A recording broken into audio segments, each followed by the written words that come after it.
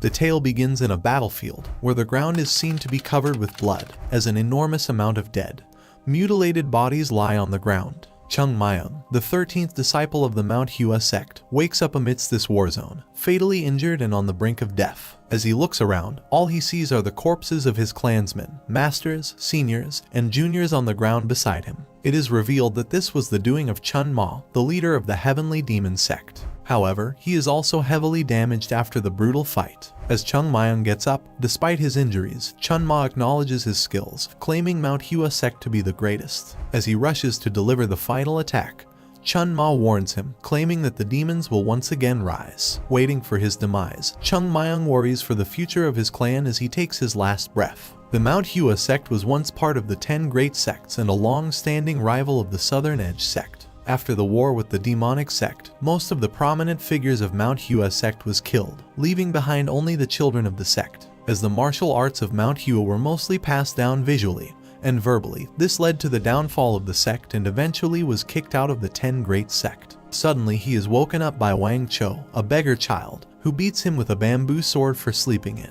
After his beating, Chung Myung heads to the river to clean up. He learns that he is in the body of a child. As he wonders if he has been reincarnated, he talks with a fellow child beggar, from whom he learns it has been 100 years since his legendary battle. Much to his surprise, the MANHUA sect has now long since fallen.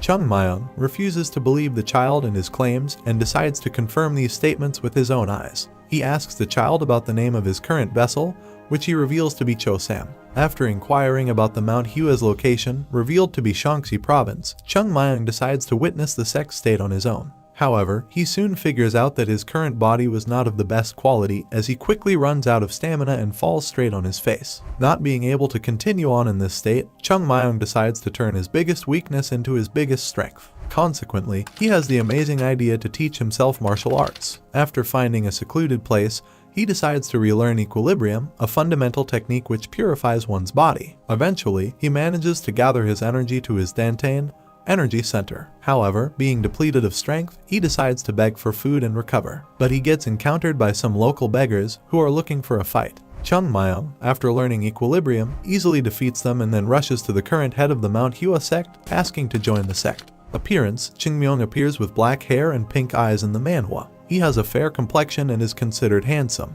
Personality: Chung Myung usually has a carefree nature and enjoys fooling around. However, when he has a goal, he sets his mind to it. Even though Chung Myung greets the head with a smile, we learn that they were not allowing anyone to join the sect anymore. Furthermore, behind his innocent smile, Chung Myung is revealed to be pissed off. In a flashback, we learn that he, after persevering through endless hardships to reach his destination, finds his pride and joy in tatters. The training ground is now but a dirt plain and the temples are nowhere to be found. However, Chung Myung realizes this to not be the fault of the current heads, claiming that they must have a difficult time keeping the sect from disappearing. However, he also finds that one of the most treasured artifacts of the sect has been sold off. Back to the present, Chung Myung wholeheartedly asks the leader to join the sect. Much to his surprise, the leader agrees to his request, stating that they do not chase away birds that come to them looking for shelter. He then tells his aide, Unum, to prepare for the entrance ceremony. Unum also provides Chung Myung with lodging. However, it is revealed to be a shared room and he immediately gets into trouble as another student mistakes him as a thief. As Go,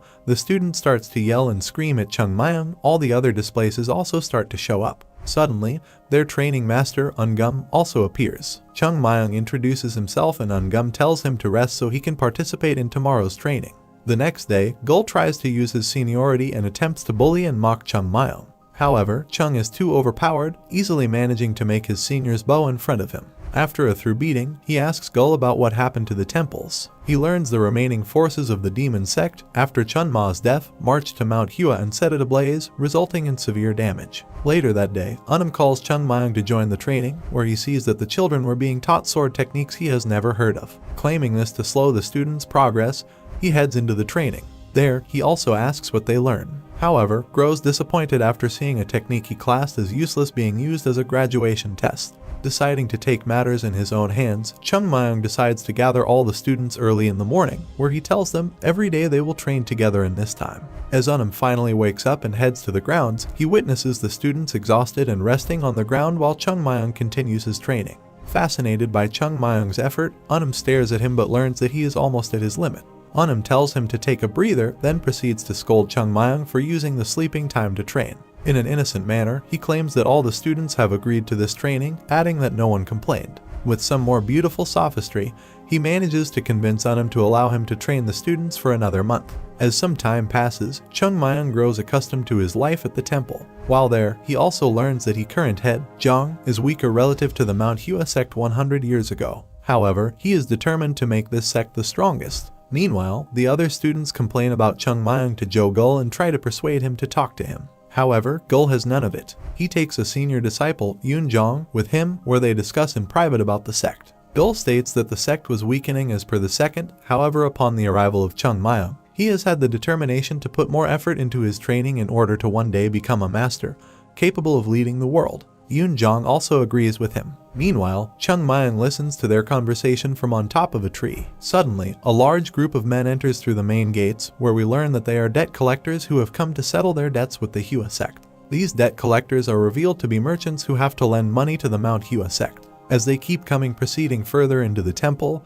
and Ungum try to stop them but to no avail. They steadily make their way to the sect leader's quarters, where Kong, the owner of the Hua Pavilion, steps forth. He gives the sect leader the last warning, telling him to repay his debt in 7 days or else they will take possession of their beloved temple as collateral. Chung Mayang overhears this and further investigates these findings from the other students. According to Chung Mayang, the Hua Pavilion was originally the possession of the Hua sect, thus he claims that something has gone in the wrong direction. He decides to disguise himself and heads to meet with the merchants. On the other hand, during the before-mentioned meeting, it is revealed that Kong has already planned to seize the Hua temple. The temple will then be sold to the enemies of MANHUA's sect, who are willingly spending fortunes in order to erase MANHUA's existence. After the meeting finishes, Chung Mayang encounters a drunk merchant who was a part of the meeting.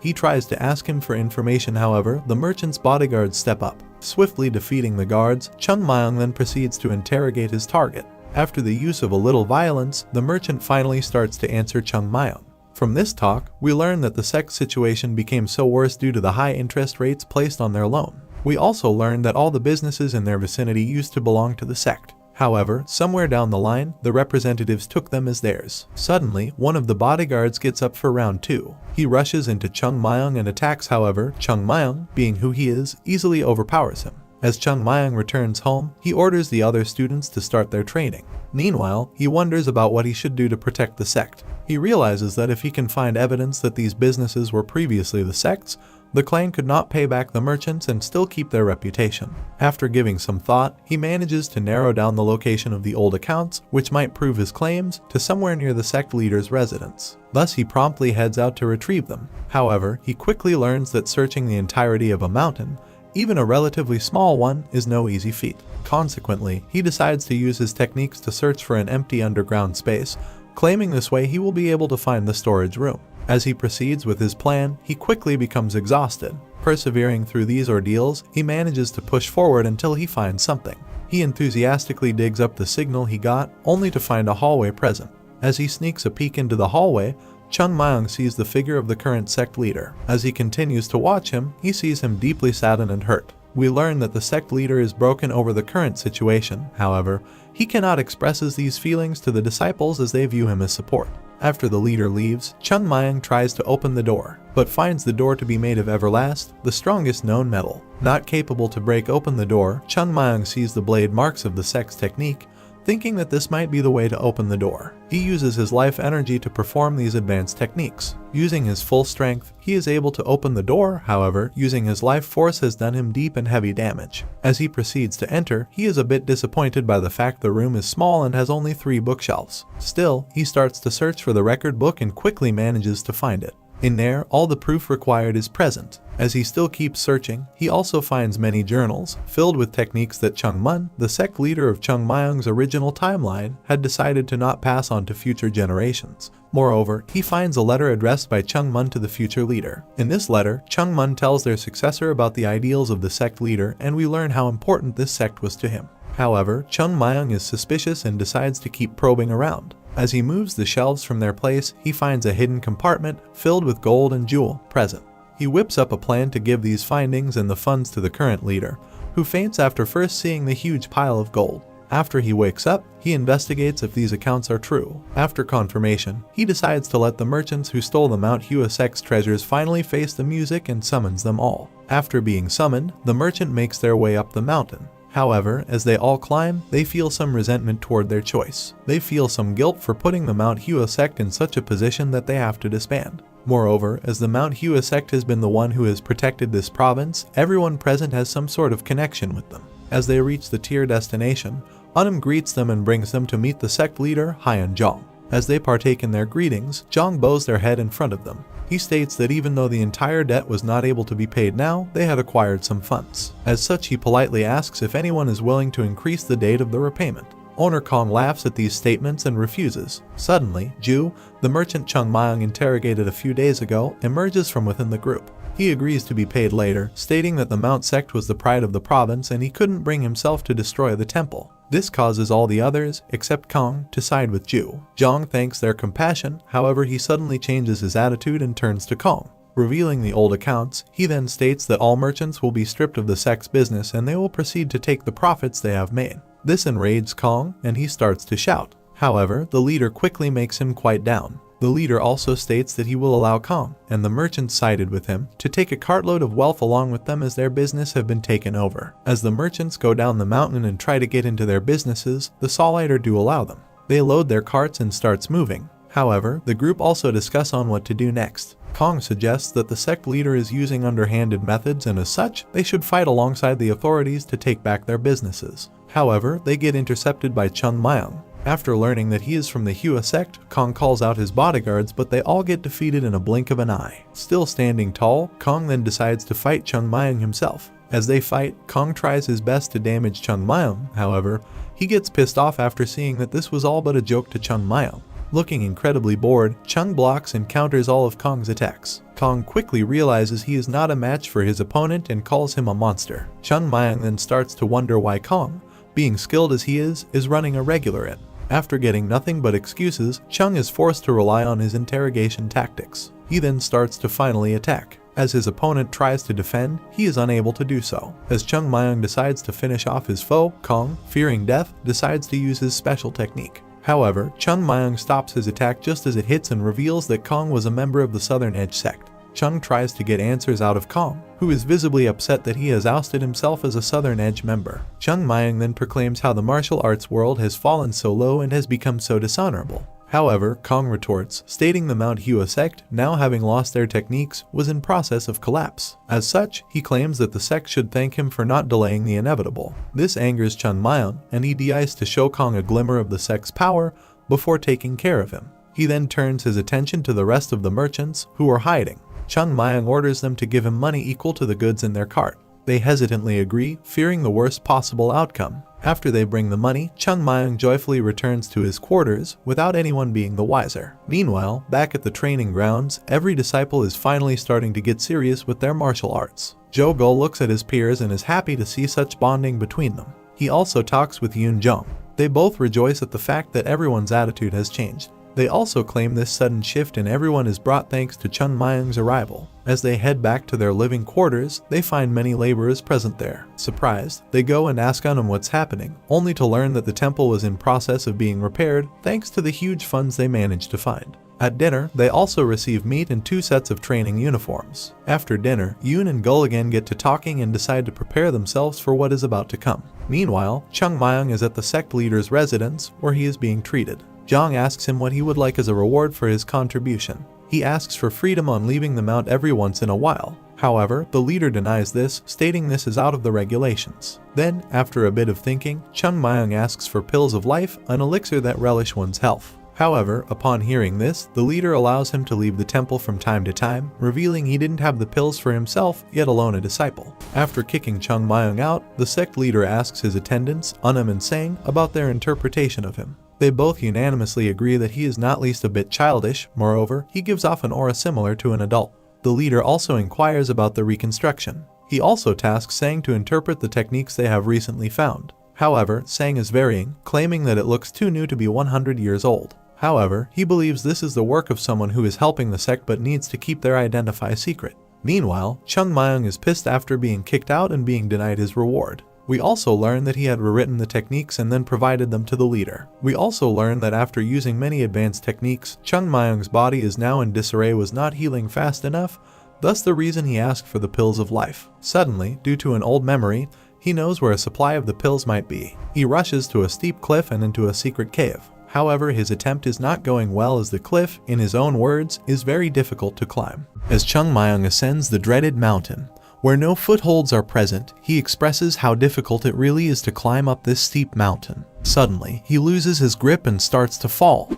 However, he manages to cheat death thanks to a safety rope he had prepared. Consequently, he uses a technique to gain momentum to ascend, which proves too much for his body. His bones start to break as he curses his weak body. Nonetheless, he manages to locate the entrance of his hideout. As a result, he builds up momentum to enter the cave when his ropes suddenly break, and he flings across. Fortunately, he still manages to reach the entrance and enters. There, he finds the snow and plum blossom pills that he had previously hidden due to their amazing recovery abilities. As such, he then consumes one and purifies the Kai to absorb it. With unmatched focus, he continues his purification and allows the product to enter his danshin. This gives him a rush of power, and he starts to glow. Suddenly, he finds that his body has healed. All his fractures and wounds are all healed up and closed, as it is revealed that his body is highly compatible with Kai intake via pills. As he is surprised by the pills' effectiveness, the Kai suddenly starts to overflow, and his danshin walls break. He tries to oppress the Kai but is unable to do so. Suddenly, he remembers a conversation with his late master, and heeding his words, he lets the Kai let be. Consequently, he finds himself in his upper danshin, finding that even its walls are about to break. However, he manages to overcome the situation, thanks to his master's words, and returns to the human realm. He is also shocked that his body managed to withhold the overflow of Kai, stating how even a slight mistake could leave him paralyzed or, worse, dead. Nonetheless, he can still feel the incredible power within him and decides to leave. He takes the pills with him, claiming they can help the others. After remembering the good memories of his past life, Chung Mayung heads to the MANHUA sect, leaping through the air and descending the mountain. Meanwhile, back at the disciples' lodgings, the students wake up in the middle of the freezing night to start their special training. Some students discuss how Chung Mayung's condition has been worsening. As such, the students wonder if they can manage to stop their early training, as the only reason they did this was that MC was untouchable. Now that he is sick, they could manage to take him down if they gang up on him. However, all these talks and discussions go through the window when MC arrives, looking better than ever. He then apologizes to them, stating how he could not properly oversee their training. As such, now that he is all good, they will now train even harder and tells them to climb the Lotus Mountain, setting a huge punishment for the slower half. Yoonjong and Jo-gul enthusiastically head out and start their climb as the others slowly follow. After their climb, everyone is exhausted and falls to the ground, except Yoonjong, who shows his strong mentality. However, MC shows up without any fatigue. They then have their meal, after which MC gives everyone a blossom pill. This increases everyone's power, leaving even Ungum. Suddenly, the sect leader shows up, asking for Ungum. He shows him a technique book MC found, leaving Ungum speechless. The book is revealed to have a note from the previous sect leader stating that they should stick to the original equilibrium techniques. This makes Ungum reconsider his training method, as he is shown to think that the will of the ancestors must be followed by the successors. However, he decides against it, as the sect has no time for readjustments, and the students are already accustomed to their current technique. However, thanks to Chung Mayung's training, the students have developed the fundamentals of the old technique, as pointed out and noticed by the sect leader. Ungum suspects that this is Chung Mayung's doing and inadvertently asks him about what they should do regarding the future technique. Furthermore, his replies astonish the leader, who decides to change the fundamental technique of the MANHUA sect to the original one. Meanwhile, Chung Mayung is pissed off at them as he claims that the leader and Ungum are incompetent, and the Hua sect is useless without him. As some time passes by, the MANHUA sect has now become prosperous again. It has solved its financial issues and has become renowned thanks to the students' diligence. This is something that was meant to be. However, Chung Mayung sits and wonders why they are currently in a mess. According to Jo-gul, this is because the businesses of the MANHUA sect are too much to handle. He claims most of the previous workers left after the Hua sect took back the businesses, and the sect leaders have no business sense. He also adds that the Hua sect still exists only thanks to Elder H. Wang, who sponsored them. Suddenly, Unum tasks Chung Mayang to deliver a letter to the Yunha Merchant Guild, which belongs to Elder H. Wang. Naturally, on his way, he opens the letter and learns that Elder H. Wang is extremely sick. His Kai vein is acting uncontrollably, and he has also lost consciousness. Furthermore, upon hearing the symptoms, Chung Mayang remembers something. As Chung Mayang continues reading, he learns that many doctors have failed to diagnose Elder H. Wang, and as such, they are offering a huge reward to the one who brings them information on the disease. However, Chung Mayang claims that an ordinary doctor would be able to cure his illness, adding that the illness is known as the demon's flower, which has the same visible symptoms as poisoning. Although quite dangerous, Chung Mayang isn't concerned much about it as he reveals demon's flower appears after the victim has been attacked by various techniques of the heavenly demon sect, the same sect he sacrificed his life to stop. As such, he decides to see Elder H. Wang with his 2 eyes and help for money. Back at the temple, Zhou Gul and Yun Zhong find a note from Chung Mayang telling them that he will be going out for a couple of days, so they need to cover for him. He rushes to Zion City, finally making it there. As he views the city, he relives his memories of it. In a flashback, he sees Chung Mayang in the city drinking when he bumps into some cocky martial artists. The martial artists are revealed to be from the Southern Edge sect, a longtime rival of the MANHUA sect. They further provoke and ridicule Chung Mayang and his sect. Consequently, they get their ass handed to them in a blink of an eye as he attacks and takes care of them. Chung Mayang reveals that all nearby sects are sworn enemies as they compete against each other to find out who is stronger. As a result, the MANHUA sect then avoided direct confrontation with the Southern Edge sect and avoided Shaanxi City. However, this was different for Chung, who wandered anywhere he wanted. Meanwhile, at the Yunha Guild, Elder H. Wang is being examined again, but the doctor is still of no help. Elder H. Wang's son, Zhonghui, worries about his father's condition. Suddenly, Moxung, an elder of the Southern Edge sect, walks in and states that they have to accept reality, and that the only way to treat Elder H. Wang is the Taoist ritual, but he is seen to have an underlying motive. Just then, Chung Mayang finally arrives at the entrance of the temple. Zhonghui goes out to greet him but gets disappointed upon seeing only one child. Furthermore, someone who is clearly greedy to be present. Zhonghui inquires about the reason for Chung Mayang's arrival and learns that he possesses some knowledge about the unknown disease. However, due to the meddling of Moxung, Zhonghui convinces himself that this young boy would prove unable to help his father. As such, Zhonghui asks Chung Mayang to leave and heads back. Suddenly, Chung Mayang recites all the symptoms of the demon's flower, which correctly matches the unmentioned symptoms of Elder H. Wang. Upon hearing this, Zhonghui sees hope in his father's recovery. He invites Chung Mayang to take a look, much to Moxung's disapproval and anger. As Chung reaches the almost dead-like state similar to Elder H. Wang, he realizes that his condition is worse than he expected. As he does his examination, however, he finds that the disease is incomplete and heals the leader a tiny bit. His improvement causes Zhonghui to lose his mind and they both have a chat. There, Chung Mayang reveals that healing Elder H. Wang was easy. However, the root cause must be figured out as he claims that this disease is delivered by an insider, who has been exposing Elder H. Wang to their demonic Kai for extended periods of time. On the other hand, Moxung is pissed off at Chung Mayang for his behavior and because he was let into the Merchant Guild, despite being a disciple of a lowly sect. Furthermore, Moxung is seen to have an extreme hatred for the original Chung Mayang, and expresses how mad he is that the child who has arrived is of the same name as him. Suddenly, a second-class disciple of the Southern Edge sect, who is sitting with Moxung, states that he shouldn't let it bother him. However, Moxung claims that he had no choice as the child was in the process of healing the elder. Suddenly, the disciple comes up with an idea, stating that they could chase Chung Mayang out with a spear. However, Moxung doesn't approve of this, claiming this would drag mud on their name and legacy. Unfortunately, the words of Moxung have an underlying message, understood by his students. As the student leaves, Moxung claims that they couldn't hold a candle to the MANHUA sect when he was young, and as such, they must stop those times from returning so the Southern Edge sect can still be on top. Meanwhile, the second-class disciple locates Chung on the premises and introduces himself as Songbik Lee. He also asks Chung Mayang for a duel, to which Chung Mayang happily agrees. However, as the battle is about to begin, Songbik Lee gets more and more excited after Chung Mayang disses and provokes him.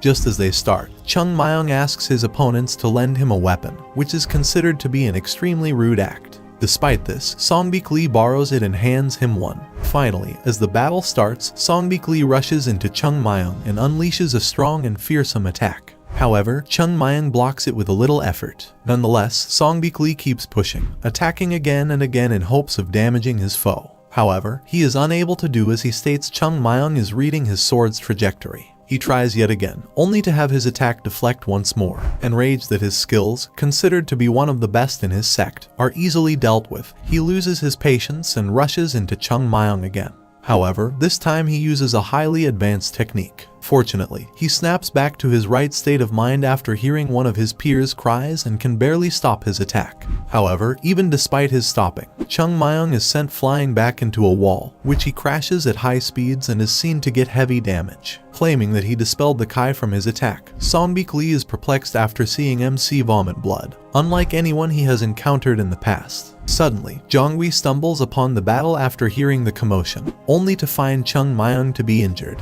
Medics rush him for treatment after witnessing his condition. On the other hand, Jongwi is furious at Song Beok-lee. He states that he thought the Southern Edge sect to be righteous. However, after witnessing such a one-sided battle, he tells him to immediately leave the premises. Suddenly, Moksung also walks in and sees the mess created. He tries to calm Jongwi down, only further enraging him. He again tells Moksung to leave the guild, along with his students, and he agrees. However, he tells Song Beok-lee to stay back and do whatever possible to regain Jongwi's trust. Meanwhile, Jongwi entrusts a doctor to heal Chung so that his father's treatment can proceed. Later that night, a suspicious man enters Chung Mayang's room and tries to kill him as he sleeps. However, Chung Mayang is seen to be waiting in anticipation of this man's arrival. The mysterious man tries to attack Chung Mayang. However, Chung Mayang is seen to be awake and easily dodges his attacks. Soon, Jongwi and his guards show up, revealing this all to be the plan of Chung Mayang, who claimed that the malefactors would show up if Chung Mayang was in a precarious situation. The man is revealed to be a general of the Yunha merchant guild named Jabok Bun. After the gig is up, he tries to convince Jongwi that he isn't the one who diseased Elder H. Wang, claiming he couldn't do such a thing after he treated him so well. As Jongwi and the general bicker back and forth, Chung Mayang gets tired of his excuses and rushes to attack. But after getting hit on purpose by the general's attack, he proves himself to be the poisoner with evidence. However, the general refuses to go down quietly and attacks Jongwi and his guards. Fortunately, Song Beok-lee shows up. After the indications from Chung Mayang, Song Beok-lee understands the situation and attacks Jabok Bun in order to defeat him. After a long, drawn-out battle to the death, Song Beok-lee manages to eventually subdue his opponent after an hour of fighting. After the enemy's capture, Chung Mayang wants his reward from Jongwi, who claims that it will be delivered after his father is fully cured. As such, Chung Mayang heads to get the task done. However, despite how confident he acted in front of everyone else, he reveals that he was still determining if he could really heal Elder H. Wang, as the current him is not the strongest version of himself. Nonetheless, he decides to try his best and give it a go, making his Kai enter the Elder's body so that he can combat the demonic Kai from within. However, thanks to the pure Kai from the blossom pills Chung Mayang consumed, he can easily subdue the demonic Kai. However, it then decides to go to the Elder's head, a place where Chung Mayang cannot recklessly attack. Fortunately, he has a plan. Chung Mayang then allows all the remaining demonic Kai inside of the Elder's body to enter his body, causing Chung Mayang to experience immense pain and agony. After almost escaping the pain, Chung Mayang pulls himself together and again stands up to the demonic Kai inside him.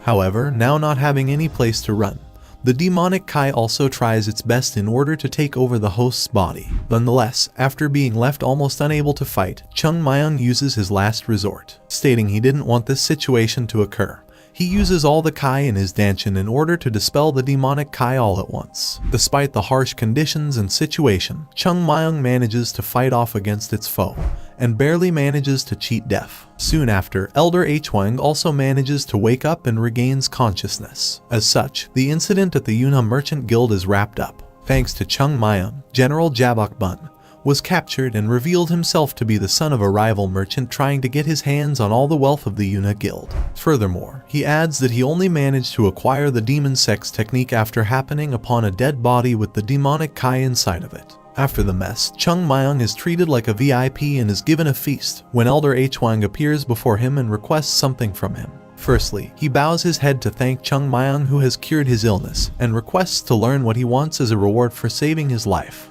However, Chung Mayang claims that due to the urgency of the matter, he was not able to get permission from his sect and came rushing to help. As such, he asks them not to tell of this incident to his sect and asks them for huge amounts of cash. As such, Elder Hwang agrees with his rewards. Later, Jongwi visits his father and chats with him, stating the new policy to cut down dealing with the Southern Edge sect could prove to be dangerous as they are highly influential. However, Elder Hwang expresses that if his expectations of the growth of the MANHUA sect were to come true, they would reap huge profits by helping them in their current state. Despite being fully convinced, Jongwi agrees with his father's plan and trusts him. Meanwhile, after getting chubby from all the meals, Chung Myung encounters Songbik again, who hands him a wooden sword and asks him for yet another duel. Songbik already knows that Chung Myung is stronger than him in martial arts, but he is unable to understand what had happened to him last time as he thinks Chung Myung tricked him. Chung Myung assures him that he will regret this time though. Chung Myung thinks Songbik is almost 10 years younger than him and at least one generation later than him, while Songbik is unable to understand why he feels such heavy pressure from him as he is fighting with an elder person. Chung Myung is impressed by his postures as he is keeping his guard up as if he met a tiger. Songbik uses Southern Edge sect's new martial art, 12 movement snow flower swords against Chung Myung, but he fights very bravely and Songbik becomes really injured. Chung Myung turns very angry and he asks Songbik that how he learned that art. He tells him that he can deceive everyone but can't deceive him. It's the sword art that contains the very essence of MANHUA, one of the strokes of the 24 movement plum blossom sword technique. Also, this technique has been lost even within MANHUA sect. Songbik thinks he is feeling the horror as he is facing a demon. He opened his eyes in a room where Chung Myung is sitting beside him and tells him that he will recover soon from his injuries. Chung Myung asks him that his 12-stroke snow flower sword is Southern Edge sect's new martial art. Songbik tells him that the people thinks the MANHUA sect wouldn't recognize it when they use it openly. He also tells him that the only ones who know this sword art would be the first-class disciples.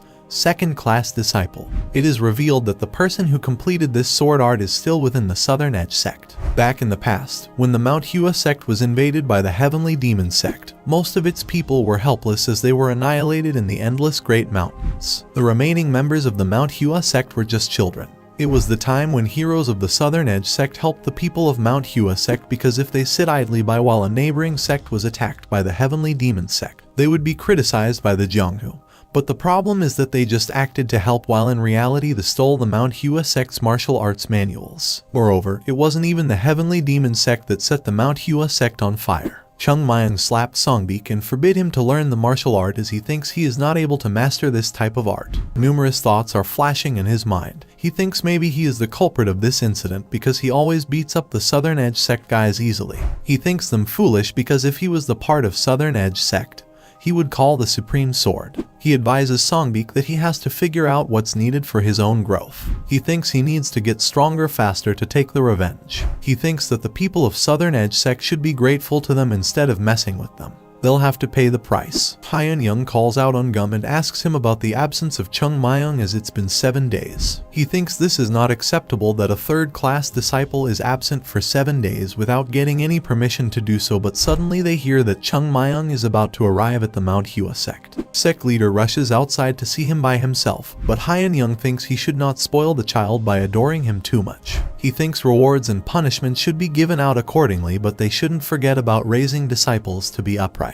If Chung Myung does not receive a punishment despite being in the wrong, then the boy will not know what he did wrong. Leader assures them that he is the one who wants Chung Myung to grow upright the most. Ungum suggests that he needs to be confined in the Repentance building for at least half a year. Everyone agrees with his idea. Chung Myung arrives and pays his greeting to the sect leader. They ask him about the valid reason, and if he fails to do so, he will get an appropriate punishment. Sect leader requests them to not rebuke the child. Suddenly, Sir Hwang appears there and everyone is surprised to see him. Sir Hwang tells everyone that Chung Myung has saved his life. Chung Myung reveals them that Hwang was poisoned by 5-yin plant, and its cure was grounded radish. They suggest that they should reward him for this. Sect leader appreciates Chung Myung. Sir Hwang states that the Yunha Merchant Guild owes a great debt towards the MANHUA sect, and as a gratitude he wants to invest in the MANHUA sect. He wants to put everything that belongs to him into MANHUA sect. Sect leader is glad that Chung Mayang has brought blessings to them. Sir H. Wang reveals that he will be in charge of Huam's businesses from now, but he has two conditions. First, they shouldn't save the earned money but have to use it for the development of MANHUA sect. Second, they have to show favor to the third-class disciple Chung Mayang. Sect leader suggests they should teach him secret martial arts manual, but Hyun Young denies the idea. Sect leader is surprised to see Hyun's behavior, but later he found that Hyun is thankful to Chung Mayang as now he will be able to pay for his necessities every month and still have money left over. Hyun suggests that they should continue sending him out so that he can get more accomplishments. They suggest they should bestow him with the Plum Blossom Sword or maybe let him take whatever he likes from the library. Sir H. Wang believes that the Yunha Merchant Guild has a good chance of benefiting from supporting the MANHUA sect,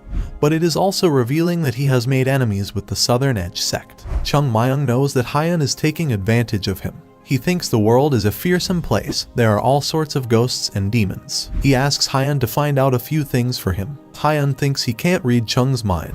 It is discovered that the MANHUA sect is known as Dragon's Lair, as the dragon is living in the MANHUA sect before anyone paid any attention to it. If Chung Mayang uses this information correctly, then it can help the Yunha Merchant Guild becomes the world's greatest merchant guild. Hyun says his son Jongri that they need to set the stage. Hyun leaves the MANHUA sect. Chung Mayang thinks he is a wise man because he has lived his life in the business world, negotiating and arguing with others. But he has gotten rid of the biggest obstacle, poverty, which was preventing the MANHUA sect from making a comeback. The Yunha Merchant Guild is indeed powerful, but none of the disciples of the MANHUA sect succeeded in that. The merchants managed to stabilize the business in Huam very quickly. Meanwhile, Hyun Young, the leader of the finance and economy agency, is smiling all the time. The situation in the MANHUA sect is peaceful like the flow of water. Meanwhile, Chung Mayang is doing training with other students at night. The disciples are now taking keen interest in training and they become more powerful and healthier. Gum thinks where Chung Mayang does his trainings as he is often visiting Yunha Merchant Guild. Chung Mayang is doing training and tries to learn body and sword unification. He notices someone else is also doing training there. The other person is basically a twilight beauty who is unwavering sword dance. Her sword is like a plum blossom. Chung Mayang thinks he is seeing the MANHUA sect's past sword art in a girl's sword dance under the moonlight. She asks Chung Young about his identity. Chung Mayang thinks if he wasn't so young, he might have fallen head over the girl. She recognizes him by his uniform. She inquired that third-class disciple can't leave sect after the sunset. Chung Mayang assures her that he has the permission from the sect leader. She introduces herself as Ui Sol, a second-class disciple. She considers herself as Chung Mayang's senior. She asks him to get out of there as the sun is about to rise. Also, she forbids him to take the space on someone's training ground. Chung Mayang thinks he should start looking for a new training ground. Chung Mayang learns that their seniors are coming to MANHUA sect and they do not like the word beak with them. It is revealed that they all left MANHUA to do their own closed-door training as the training facilities here were not properly maintained.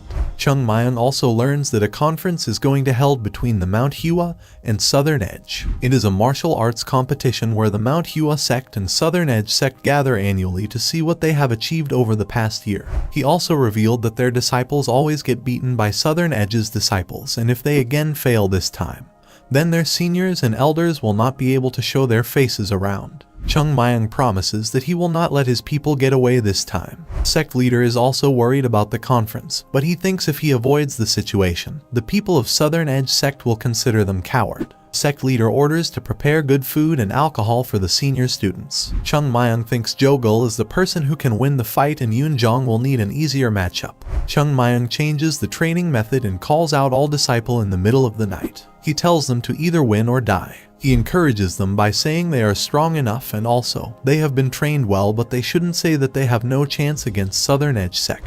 It is not impossible to win against them, although Yoon Jong will need some luck on his side. He tells them that they just need to win by using sword. Jogul attacks Chung Mayang personally to hurt him, but fails. He is very impressed that Yoon Jong is very talented and attacking him properly. Chung Mayang is just avoiding all the slashes without attacking at all as he knows where Jogul is going to strike next and dodges his sword easily. He is surprised to see Jogul knows how to use the sword Kai. Chung Mayang asks how nearly dying feels and advises him to take a rest. He attacks all the senior brothers, but no one could block his attack and fell to the ground. Jogul tells him that this is happening because he is so fast and strong that they can't block his attacks even if they know about them. He tells them some fighting skills. Jo-gul learns that Chung Mayong is trying to tell them that instead of trying to learn fanciful sword techniques clumsily, it's better for them to train their bodies and use them as a base to swing their swords in a simple manner. He tells them that as they are not able to use the six-fold combo sword technique, which is one of the basics in the MANHUA sect, then they will not be able to utilize other techniques like the falling petals sword and the Ursa Major steps. They must have to learn to freely utilize everything they know. He assures them to win because it is the only thing that matters when they fight. He orders them to start by doing 10,000 swings. Sect leader thinks Chung Mayong is the kind of guy that would say that if you beat up a dog enough, it will learn to do handstands for you. Chung Mayong listens to it and he thinks he is doing a good job by training the disciples. He wants to make the MANHUA sect a place that would be able to live in even without me. He wants to be stronger than anyone in the world, stronger than he was in the past, and stronger than the heavenly demon. He thinks he must have to find his own sword art that would help him transcend to a new level. But this is not going to be easy. Suddenly, Yu Aisol appears there and he wonders why he couldn't sense her presence there. He thinks she might have learned assassin art so that her presence is strangely weak. She heard about Plum Blossom. Chung Mayong thinks he can't act naturally, so he ran away from the site. She is the only witness this time, so no one will believe him, but he has to be careful next time. Seniors have arrived. They have worn sect uniforms and seem to be around 30. They also have a plum blossom pattern on their chest. They ask about Yu Aisol and learn that she might have gone to MANHUA first as she doesn't listen to anyone. They are served with food and alcohol. They appreciate their senior brother as he has worked hard all the time and they just followed in his footsteps, and he is thankful to all of them. Chung Mayong admits he looks like some kind of warrior from Legends. Senior brother reveals that he is going to pay for the drinks out of his pocket, and they can drink as much as they want comfortably. He thinks the gap between MANHUA sect and Southern Edge sect has widened greatly to the extent that they can't compare to them. They have worked as hard as they can and they believe that their hard work will never betray them. Senior brother notices Chung Mayong and asks him about which sect he is from and what is his name. They wonder if a boy who is barely 15 years old is ordering expensive dishes and drinking alcohol. Chung Mayong tells them that he is just a passerby and requests them to finish their meal. Senior brother thinks they should introduce themselves to each other, but Chung Mayong is annoyed by him and hides his face. He asks the senior brother why is he being so gentle. He should go and do some official things, and runs from there. Senior brother is surprised as Chung Mayong dodged his lock grasp technique without seeing it. He thinks maybe his hand slipped so the kid ran away. Chung Mayong thinks he should not have left without finishing all the food and that he shouldn't have laughed. He believes that they cannot defeat the Southern Edge sect as they need to improve their basics. He wonders when will he be able to make these groups of people into decent martial arts. Jo-gul is shocked to see that Chung Mayong has drunk alcohol. He tries to wake him up. He tells him that he just wanted to rest for a while, but he ended up sleeping. Jo-gul tells him that their seniors are back and they're gathering them, so he should wash up quickly. Suddenly, the smell of alcohol vanishes, and he asks Jo-gul how he can say such things to a sacred and pure Taoist like him. Chung Mayong thinks the seniors had a bigu pill while swinging a little sword. Also, they considered that to be tough, so they went to drink their hearts out. Jo-gul warns him that he should be careful of his attitude towards them, as Senior Baek Chun is quite strict. And if he behaves like he usually does, he'll be getting punished. Everyone is at the gate to welcome them. Sect leader thinks they feel totally different. Chung Mayong admits that Baek Chun is very handsome. Baek Chun recognizes Chung Mayong and asks him if they have met before. He asks him when did he join the MANHUA sect. Jo-gul tells him that he joined while all of them were away for training and it hasn't been long since then, so they couldn't have met him before. On inquiry, Chung Mayong tells his name. Baek Chun tells him that they will meet each other frequently in the future, so he should remember his name. It is revealed that Baek Chun is also known as the MANHUA sect's greatest genius. He is the person who's believed to be able to help the fallen MANHUA sect get back on its feet. Chung Mayong thinks there is a flaw somewhere. Chung Mayong notices Yu Aisol and he notices that she is also a Baek. He believes that she will not anyone about him. Jo-gul reveals that Senior Yu is already interested in Senior Baek Chun. Everyone pays their respect to the sect leader. On inquiry, Baek assures that the training was not tough as their sect has given so much to support them and they've achieved the results. The finance leader announces a party for them. The sect leader orders on him to help the children to settle and relax and also calls Chung Mayong to his room. Baek asks a senior about Chung Mayong, but he advises him to ignore him. All the seniors are shocked to see the chicken in the meal. They are surprised to see the junior students who are fed up with meat. Baek is unable to understand what has happened to MANHUA sect. It is revealed that a lucky star has fallen to the MANHUA sect. Chung Mayang leaves the rooms furiously. Everyone wonders what has happened to him. They are curious why the third-class disciples do not scold the youngest boy. Even Eun-gum also acting silent, as this is normal for him. He is sitting with Yoon Jong and Jo Gul. That means he has got both the highest power and status on his left and right. Chung Mayang is angry because leaders have asked him to go to the Yunha Merchant Guild. Baek is thankful that Chung is going to the Hwaeum branch, otherwise he would be sick. Yoon Jong is polite when treating someone who is of a higher rank or is older than him, but it seems that this is not the case. Baek inquires about junior sister Yu as she was with them when they enter the canteen. It's been a while since they had a party together, so it's not good if someone is missing. They already know that she can't be found if she doesn't want to be found. Baek is always calm in other matters, but when it comes to her he's all reckless. He left the table and walked away. Suddenly, she appears there and he turns very happy. She walks in and asks Chung Mayang if she can sit beside him. Everyone is surprised to hear this. Chung Mayang forbade her. He also tells her that he doesn't want to talk to her. Yu requests him, but he again refused by saying that he has nothing to talk about. She offers to wait for him until he finishes his meal, but he once more declines, claiming that he is busy. Baek thinks Chung Mayang is tasked by the sect leader to go to Xian quite frequently. Chung Mayang behaves rudely, which infuriated Baek, and he warns him if he loses his temper, things will look bad for him. He asks her to apologize to seniors as she did something when they were not around. She apologizes to all. Eun-gum congratulates all the seniors and they all start to celebrate. Baek knows that as per the rules of MANHUA sect, if a third-class disciple leaves the sect without informing anyone, things will be worse for him. He tells Eun-gum that he has seen a third-class disciple who is roaming in Hwaeum alone in his personal clothes, and that person is Chung Mayang.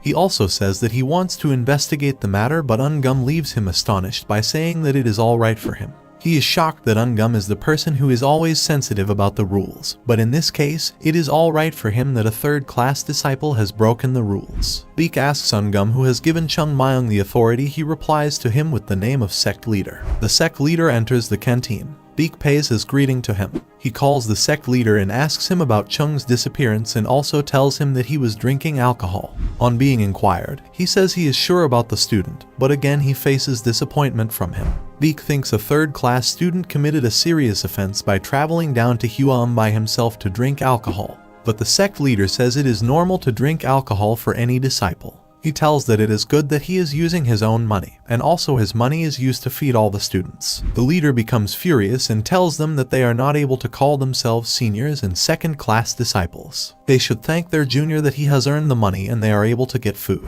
Baek is astonished to hear all this. He is not able to understand what has happened. He now gets why Yu approaches Chung. He thinks this is unfair to all the seniors. The MANHUA sect is now totally different, as everything was run down here, but now it has been established. At that time, Baek was the only hope of the MANHUA sect. He thinks he is still the hope of the MANHUA sect, which can return MANHUA sect to its glory. He suggests that they should teach him a lesson. They should find out why the seniors are siding with him. Yoon Jong enters the room and pays his respect to the seniors. They appreciate him as he tried to take care of the leaders in their absence. They think the things that are happening in the sect shouldn't happen, and the reason is Chung. Yoon apologizes to them for Chung's behavior. Baek asks him what has happened in their absence. Now go back to the time when Yoon tells Chung that Baek has asked to meet him privately. He tells him if he goes, everything they have done will waste. Yoon is now worried as Chung has not given him any instructions, and if he tells seniors the details, it will feel like he is betraying Chung. He starts from the time when Chung entered the MANHUA sect. It is revealed that Chung has discovered their sect's treasures and martial art books. Also, he has seized back their business. Not only that, he has cured Elder H. Wang.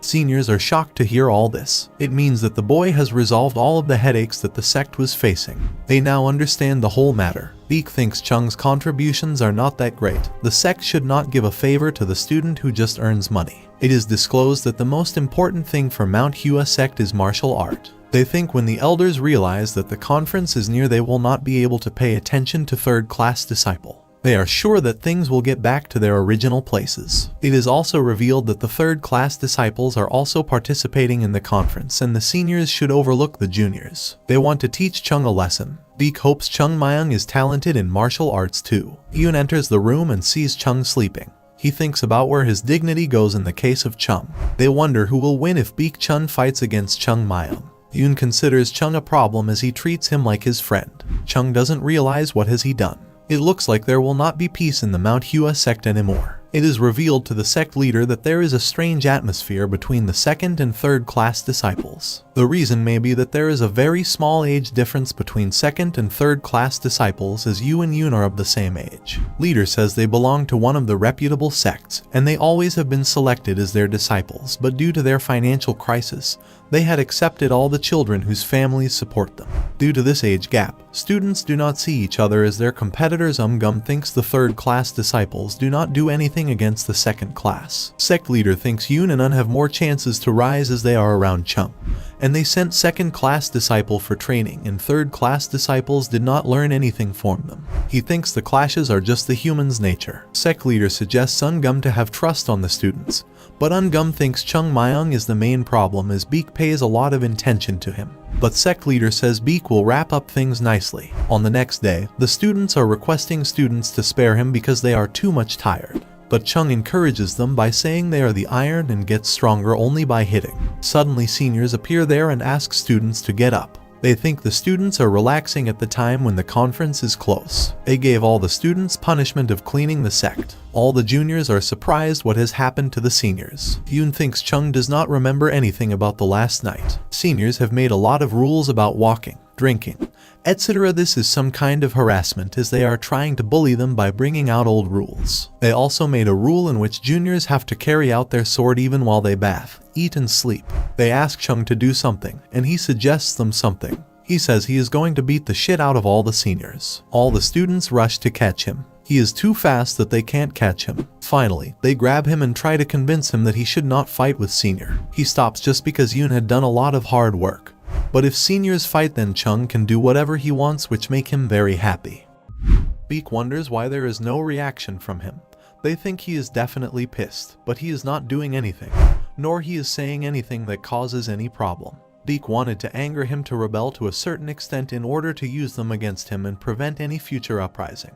But surprisingly, he is holding it very well. He asks about other third-class disciples, but he finds no issue there. They think as there is not much time left in the conference, they should prepare for that. Beak says some of the third-class disciples are not so bad, so they should not punish them all, because the problem is just Chung Myung. At night, Chung Myung is secretly going somewhere. He thinks he will not go to that place again. He has been found 2 times, but he will not let it happen a 3rd time.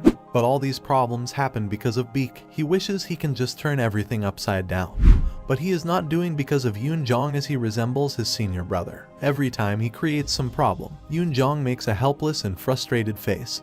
He feels guilty for causing that. He will hold this until the conference is over. He finds a suitable place for training, and he feels someone's presence, but no one is there. He thinks he can't let his guard down, because Yu is following him everywhere. She tries to hold herself back when he is with the other third-class disciples. The moment she sees him alone, she always bothers him with her attempts to talk to him. He thinks she is so pretty that he has never seen anyone like her in his 80 years of life. Suddenly, she appears there and Chung is shocked to see her. He shouts at her that she should make her presence known before appearing because she scared him.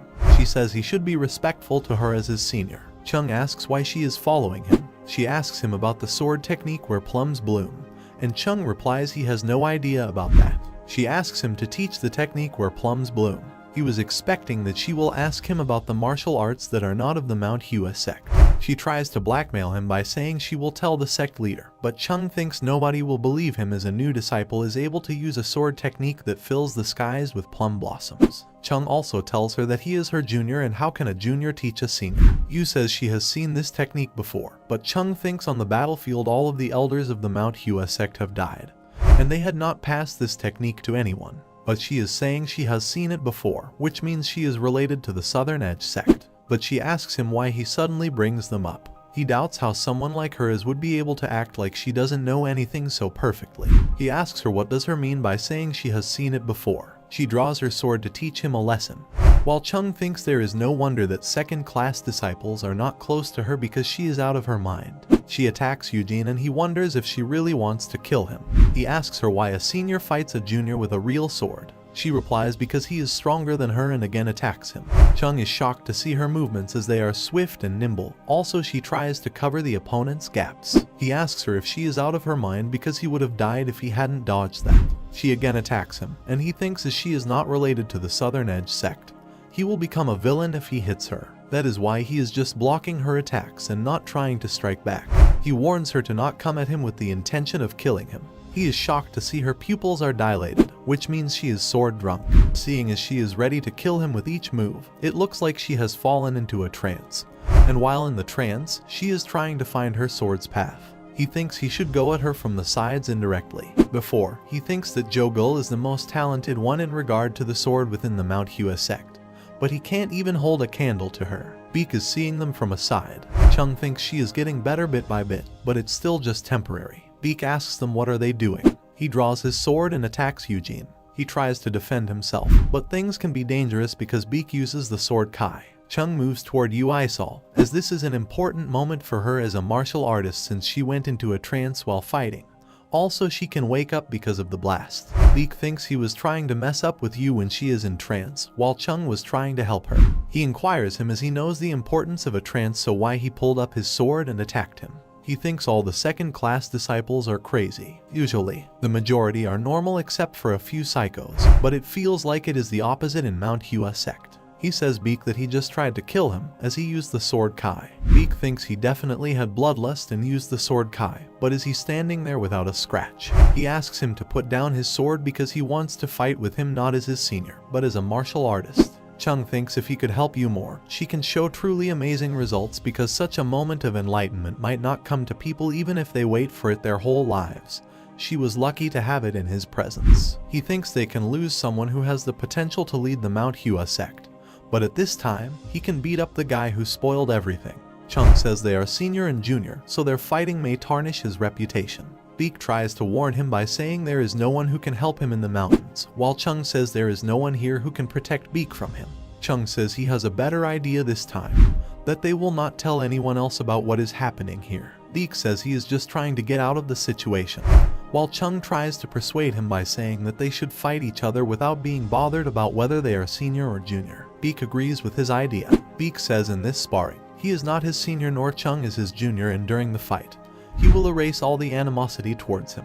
Beak thinks he has gone crazy to pick up a fight with him as he just joined the sect a half-year ago.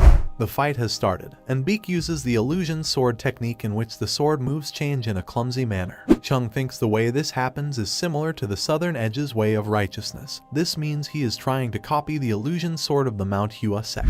He finds it pathetic. Beak says he will teach him a lesson today, but Chung punches his face so badly that he falls to the ground. He is shocked at how can this happen because this was the sword style on which he depends and there was no weakness in it. Chung tells him that this is because no one was able to spot any gaps before because the boys he fought with are as lousy as he is. He asks him if there is something wrong with his sword technique. Chung replies currently he is slightly ahead of others, but his juniors will catch up to him real soon. He also tells him that he really wants to beat the shit out of his fists, but he is still the precious disciple of the sect, so he will beat him up in a way that helps him to grow, which means he will beat him with his sword and not by his fists. Chung beats him well and he thinks if he hit him 6 times while he only shouted 5 times. He asked him the question of how did he get so strong, while Chung thinks he knows how to face reality even after experiencing something ridiculous. He replies that he is not strong, but Beak is just too weak. Beak becomes angry to hear this and says he is the second-class disciple and a martial artist. Also, he is the one who will eventually become the sect leader of the MANHUA sect. Chung Mayan calls him a frog in a well, a frog that is croaking within such a small well that none of the other frogs that are passing by would even think of going in. Chung says as he knows the MANHUA sect is in a bad state, but he did nothing for it. He just went for some isolated training with the others and have a nice refreshing cup of drink on his way back. And when the conference between the two sects is approaching, he is busy in bullying his juniors. He says this is not the meaning of working hard, that he does whatever you want and then spends some time on some training. It means you have to do less of what he wants. There are second-class disciples in the Southern Edge sect who are stronger than him, and he thinks himself stronger because he got 1 or 2 good moves. He says it is not just him. Anyone else can send him lying face flat on the ground. Beak says he already knows that. Chung says it is possible to make him stronger, while Beak bows his head in front of him and requests him to make him stronger. He will do whatever he will say. If he can get stronger, he will not mind learning even from his junior, but Chung refuses to do so. He says that will be so troublesome. According to him, they do not think about their actions, and then come to comprise all by themselves. Also, he has paid to him what he dis. He again beats him because he is weak, bad with the sword, and messed up with him. Now, he feels so happy as he is relieved from 10-year indigestion. He thinks he had beaten him like crazy, but he didn't do it in a way where it will injure him badly. He will be able to get up after he wakes up. Whether it hurts or not is none of his business. Again, Yu appears in front of him, and he is again scared because he didn't feel his presence. She says she did it when he was beating Beak. She asks him if he is going to kill her, and why is he looking at her head. Chung replies he wonders where he needs to hit in order for her to not remember anything. She says she has forgotten everything, and as she forgets everything, so he should teach her that sword technique. He thinks as she has seen how he has beaten Beak up excitedly, it will be hard to just act stupid anymore. He asks her why she wants to learn it, but she says she can't tell. But she just wants to learn that sword technique at any cost. Chung thinks it looks like she is not just learning it because the plum blossoms are pretty, there must be some reason else. She already knows that this technique no longer exists in the MANHUA sect. She also tells this technique will be back soon once the preparations are ready. Chung blossoms a plum in front of her. She thinks this is the sword technique that she spent most of her time training over and over again.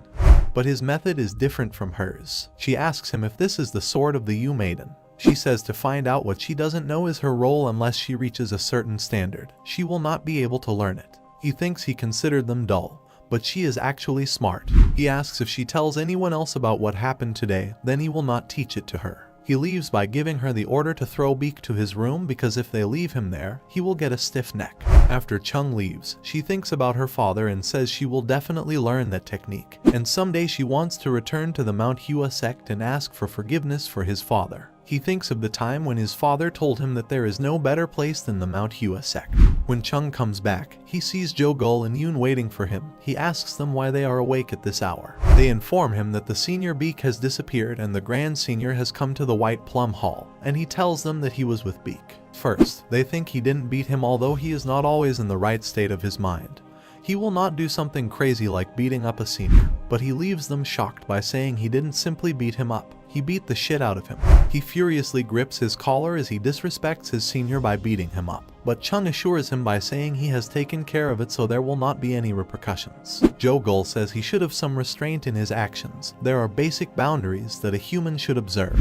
He informs that Beak can't speak yet. He also tells them that Beak asked him to make him stronger, and they ask him if he agreed or not. He replies that he just beat him up because he didn't feel very appeased, so he just hit him until he felt satisfied. They are still shocked that he tamed a senior. The next morning, all the seniors are disappeared, as they daily come to this time and torture the juniors. Jogul thinks everything seems to be resolved now. This means Chung Myung really wins against senior Beak Chun. Yoon thinks Chung should be against the Southern Edge sect in place of Beak as he is stronger than him, and he did not just beat Beak Chun, but also beat him one-sidedly. While Jogul thinks if they want to revive the MANHUA sect, then they shouldn't rely on Chung and get stronger themselves too. Also, Chung Myung will probably become the hero who will transform the MANHUA sect, or he maybe becomes a dictator to rule over the small MANHUA sect. At the same time, Yu is again following Chung to teach him the sword of the Yu Maiden, while he says her to go and ask Ungum, but she knows he doesn't have experience in it. Beak thinks this is ridiculous that he beats him so badly but yet leaves no external wounds. He thinks he will prove his worth this time. Today is the day the Southern Edge sect will arrive. Ungum tells the sect leader about the preparations and that there will be no problem. Sect leader says there will not be an embarrassment as compared to the last time when there was no food and the training ground was run down. He is thankful to Chung Myung for this, as it is not just about food, it is about what he brings back the dignity of the MANHUA sect. Ungum thinks they are not the only ones who are getting better, as there are times when he thinks the sect leader believes that they are perfect already.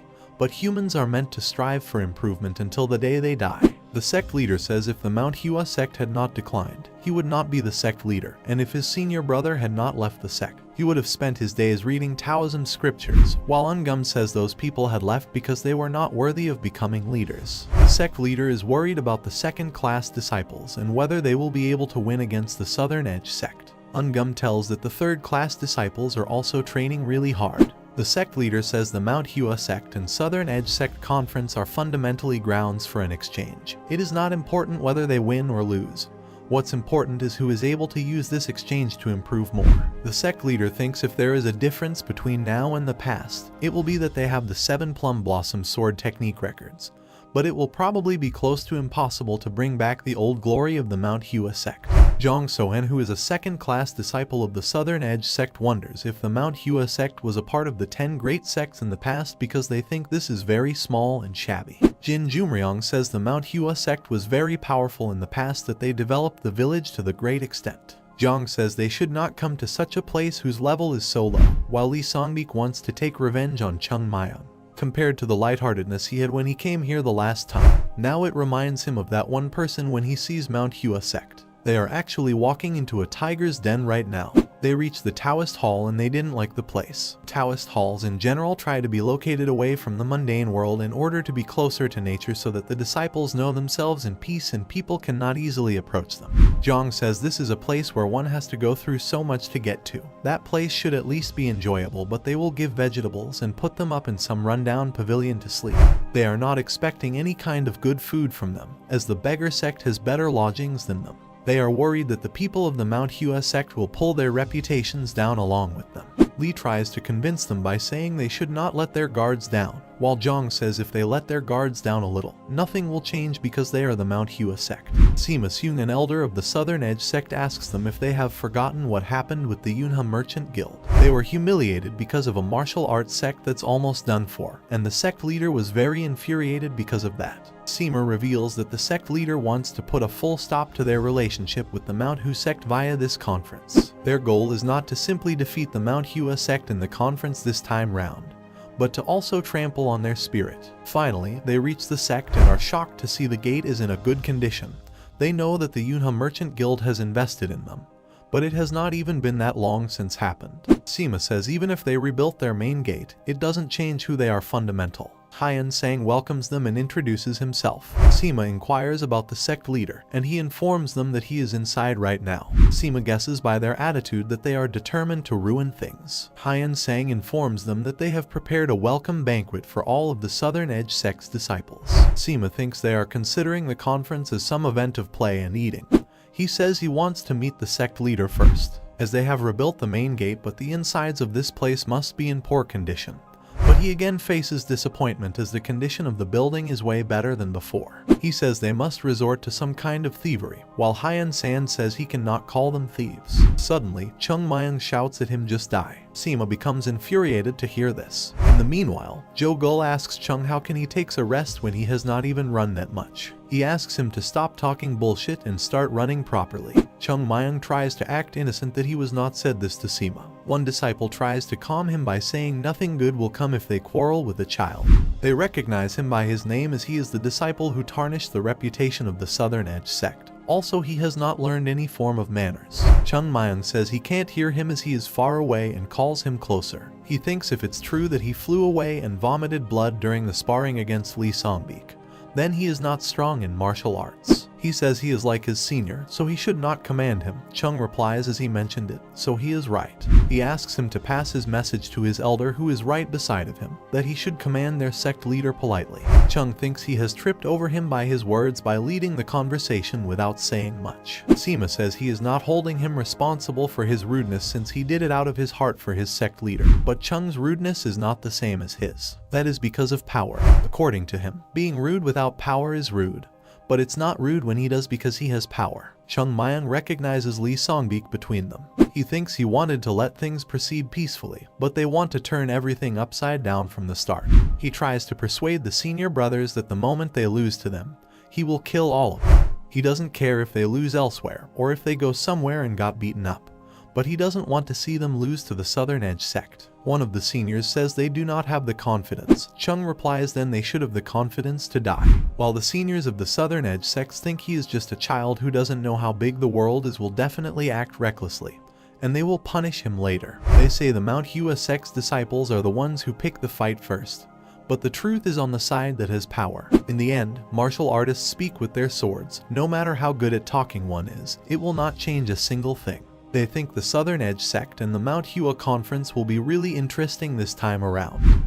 Sima is shocked to see the sect leader as he looks relaxed compared to the previous year, but they cannot surpass the Southern Edge sect. He He taunts them by the reference to tea that he doesn't like plum blossom because it has a deep fragrance that breaks harmony. Hyun thinks he is referring to the time when the MANHUA sect pursued only profits and refused to work in harmony with the Southern Edge sect.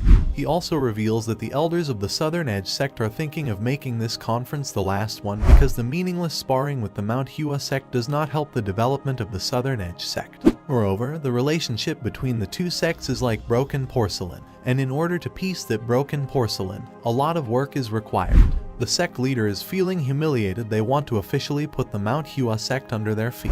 Sima also reveals that the conference has always been held in the MANHUA sect and they have never complained about it. Moreover, they have always brought treasure to support them every time, while the actual reason is that they wanted to mock them by coming here in person to see how far they have fallen and to show the Southern Edge sect's victory over the MANHUA sect.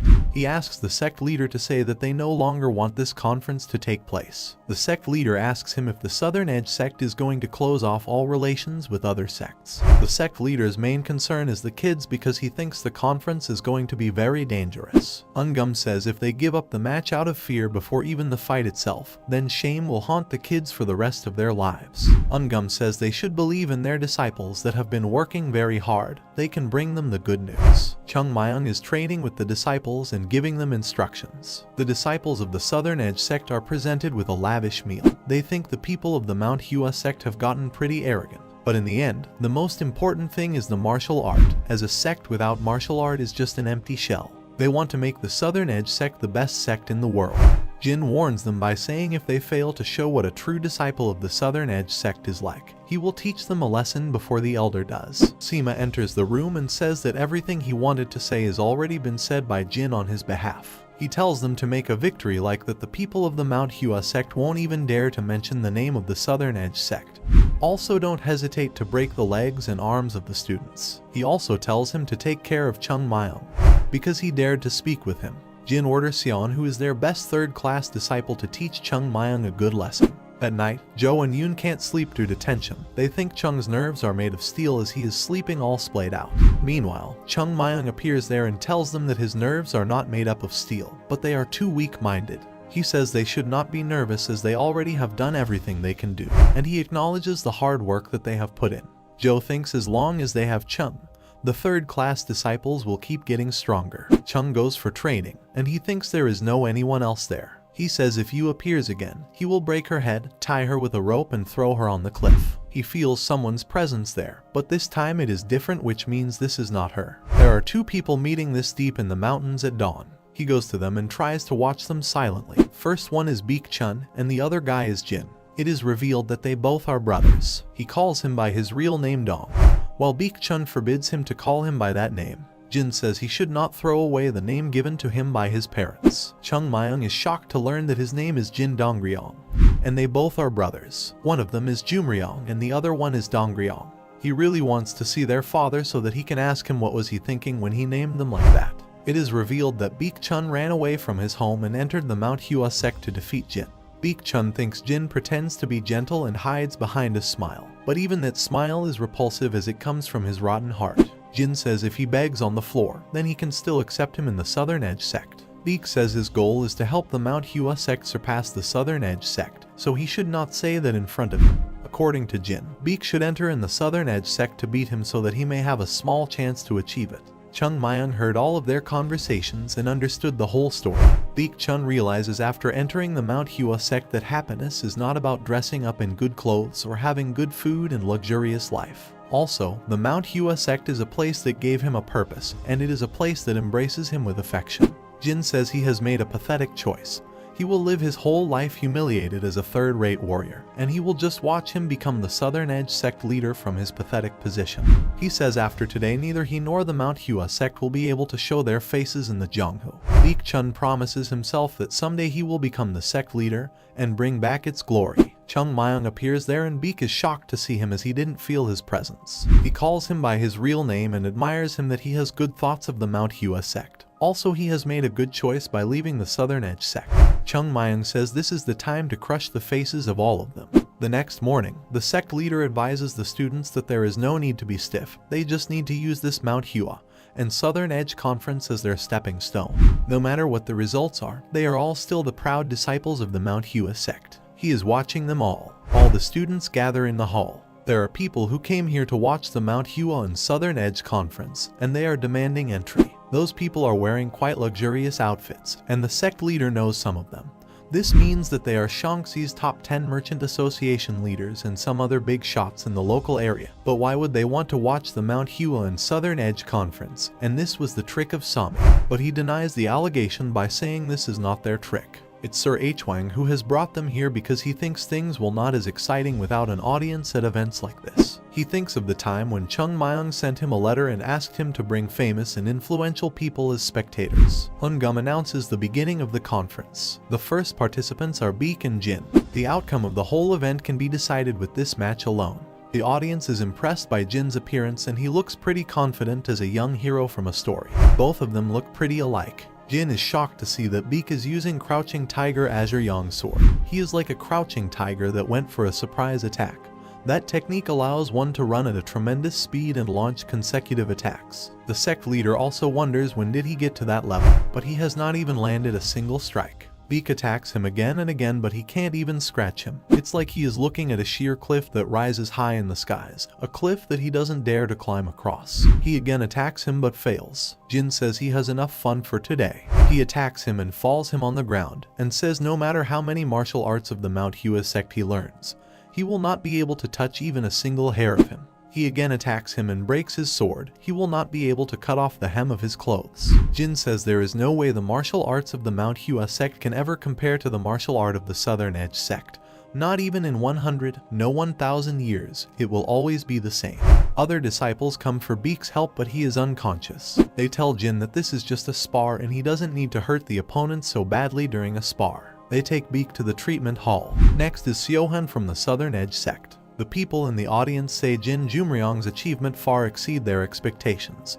He is worthy of the title of the most talented swordsman in Shaanxi. Also, the Southern Edge sect deserves to be called the best sect in Shaanxi for having a disciple like him. While Sir Hwang wonders why Chung has told him to bring the people here, that means he has got something up his sleeves. If this goes on, the MANHUA sect will not be able to regain its former reputation.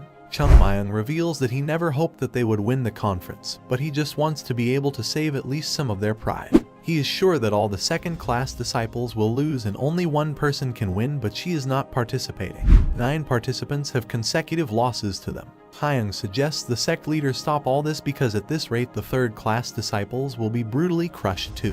Now, the third-class disciples match will begin. Chung Myung furiously jumps to the ground. He asks the disciples to hurry up and come to the ground. Jin tells his junior to go and help him to understand his place. He tells Chung Myung that he will crush his arrogant mouth. Chung Myung jumps and punches his face. The next part, please like and subscribe. Most of you guys are watching without subscribing, so please subscribe. It will motivate me to make more new content. He moves so fast that Sami, the Southern Edge sect's elder, missed his move. He picks up his sword and orders Sion to get up. He hasn't even used his internal energy. The other disciples of the Southern Edge shout from their places that he hit him in the middle of a conversation. Sion gets up slowly, but his face is swollen from one side. Suddenly, blood starts to flow from his nose. Chung Myung becomes worried and thinks if Sion dies, it will be the second murder of his second life. Also, he is bleeding too much from just a punch. He asks Ungum if they should give him treatment, but he is also worried because he is seeing something like this for the first time. But Sion puts pieces of clothes in his nostrils, which means he wants to continue the fight. Chung Myung is feeling proud of him, although he is from the Southern Edge sect. He shouts at him he will beat him until he gets down and seek forgiveness. Chung Myung was feeling a little apologetic, but his useless thought is completely gone. He calls him towards him, so he can show him what it's like to not be able to even reach your opponent. Jin calls him from behind and advises him not to underestimate his opponent. He says Chung's sword can't even be able to scratch him and attacks him, but again hit by Chung and falls to the ground. Chung Myung says he didn't even reach him. The finance leader is so shocked that he thinks he is dreaming as Chung Myung really just went against the third-class disciple of the Southern Edge sect. The sect leader is also astonished, even senior brother Hyan sang too. The sect leader says this is not making sense. He should definitely have lost. The finance leader wonders if someone from them fought well, and they are telling him to lose. Hyung asks Ungum how long has it been since Chung joined the MANHUA sect. Ungum replies that it's been less than 6 months. The sect leader thought he was just a lucky star that tumbled into the MANHUA sect. but that kid's talent for martial arts is definitely way beyond what he just showed them. He thinks he is a genius. Moreover, this is not just on the level of reclaiming their dignity. Maybe they have found the person who can lead the MANHUA sect for the next 100 years. The people in the audience also wonder why the MANHUA sect has such a talented person. While H. Wang thinks that he couldn't witness his martial art powers last time because he was unconscious at that time. Also, he was expecting all this, and this is why he calls him to bring the people. But they have only one win. If the other third-class disciples lose, then they can conclude that Chung is amazing. Will the MANHUA sect counterattack begin? Chung Mayung is feeling so refreshed, while Joe Gul and Yoon wonder how can he say that after beating up someone like that. All the other disciples praise Chung Mayung for what he has done. Now, this is Yoon Jong's turn. He thinks Chung Mayung did what he was supposed to. He also needs to keep the current atmosphere. Chung Mayung tells him to go quickly. He also advises him to go and hit his opponent the moment he sees his face. Yoon Jong walks into the ground and everyone's eyes are filled with expectations. Chung Mayung calls him from behind that he will kill him if he loses. The wind has started to blow in the direction of the MANHUA sect. He introduces himself as the third-class disciple of the great MANHUA sect and requests a duel with the Southern Edge sect. Jin orders Gong Jin to go out there and destroy Yoon Jong. He thinks Chung Mayung is stronger than he thought, but it will not be the same for the rest. Yoon Jong thinks it has been less than 2 years since he last faced him, and had lost badly. Today's result would have probably been the same if Chung Mayung had not come to them. Their fight has started. Yoon Jong's pose is a fast and simple attack with a predictable sword path. He is fast and his attacks are heavy. Gong Jin is unable to see his moves. He becomes furious and asks him not to be proud just because he blocked a few of his attacks, and again attacks his. But Yoon Jong knows he must not have a single ounce of hesitation.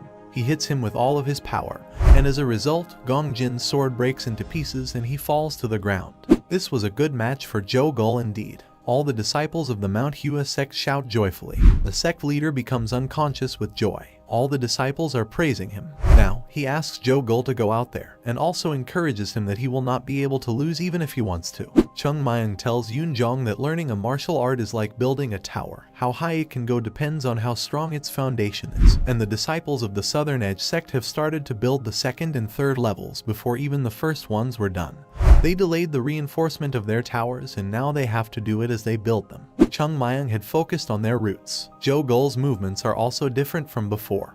He is concentrating to be able to put all of his strength into a single attack, and he has defeated his opponent. The MANHUA sect has won 4 times in a row. Yoon Jong thinks except for him, Joe Gul, and Chung Mayung, all the other 7 disciples are at around the same level. This means they will continue their win streak, and the results of upcoming matches will not be different. In other words, the MANHUA sect will win against the Southern Edge sect. They continue to win. The third-class disciples did it. They have won all 10 consecutive matches, 10 consecutive wins after 10 consecutive losses. But they lost 10 times and wins 10 times, which means it is a draw. Chung Mayung thinks he is still not done repaying the debts for them stealing their plum blossom sword techniques. He wants to nicely send off those guys. He asks Yoon Jong not to miss a single moment of what he is about to do. Everyone is watching Chung Mayung as if they were bewitched by that sentence of his. That was the back that they would be seeing countless times from that moment on. He is the one who can lead the MANHUA sect. The sect leader can't believe that this day has come, as he never expected this day will come in his life.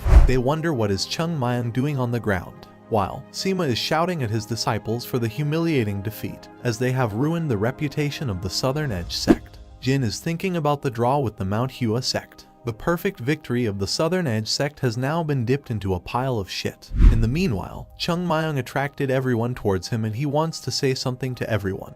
He asks Sir H. Wang to decide as he has seen everything that who won this competition. Sir H. Wang says it is very hard for them to conclude, but they will feel like this whole thing is unfinished if they just leave it a draw. Chung Mayung says he has a suggestion by which they can decide easily about the winner. As both the sects have won 10 matches, they will take out those who lost and let those who won fight against each other. But they are all second-class disciples in the Southern Edge sect and third-class disciples in the MANHUA sect. He suggests that they should have a team match where the winner of sparring can stay on the field to fight the next opponent. The side with the last person standing wins. Everyone is shocked by his suggestion. Sima asks him who gave him the right to represent the MANHUA sect and makes suggestions. He replies to ask his sect leader directly.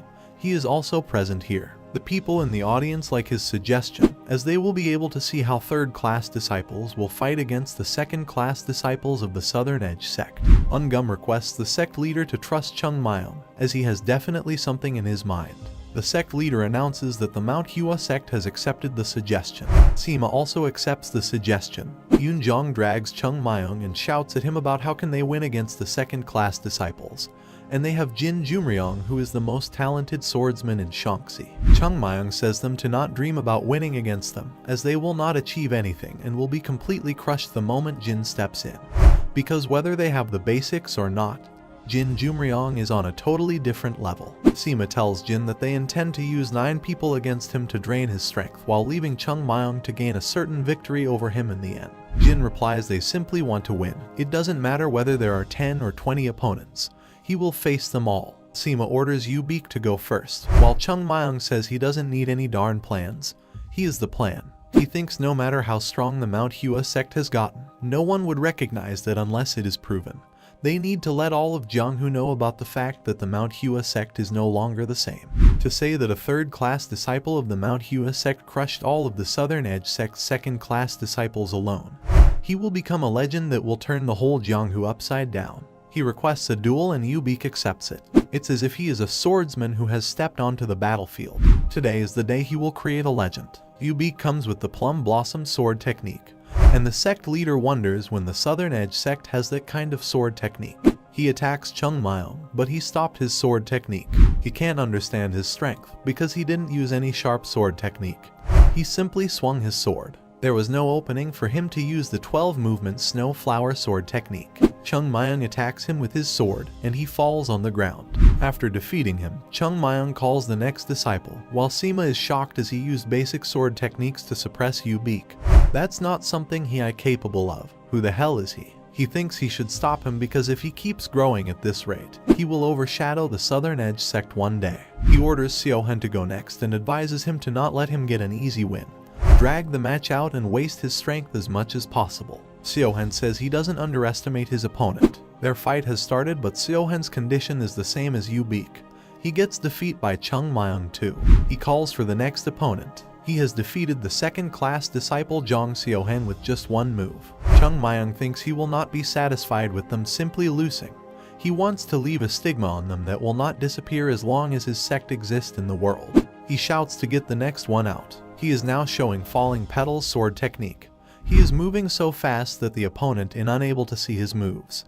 He again defeats the opponent with just one move. Yunjong says Zhou Gul to not take his eyes off him. This is the sword techniques of the MANHUA sect that he is using. They ask Chung Mayong to show them more sword techniques. He has defeated 6 people. They think at this rate they are all going to defeat by a single third-class disciple.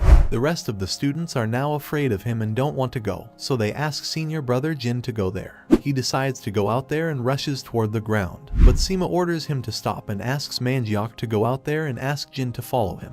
He asks him if he thinks the rest of them will against him. Jin replies he is a monster while Sima thinks he is too young for that, but he can become a monster if they leave him be and he will stand in the way of the Southern Edge sect's future. He orders Jin to kill Chung Mayong as he thinks they just need to get rid of him before he can fulfill his potential. He encourages him by saying even though Chung is a monster, but he can still defeat him, or if he can't kill him then cut off his arm or something.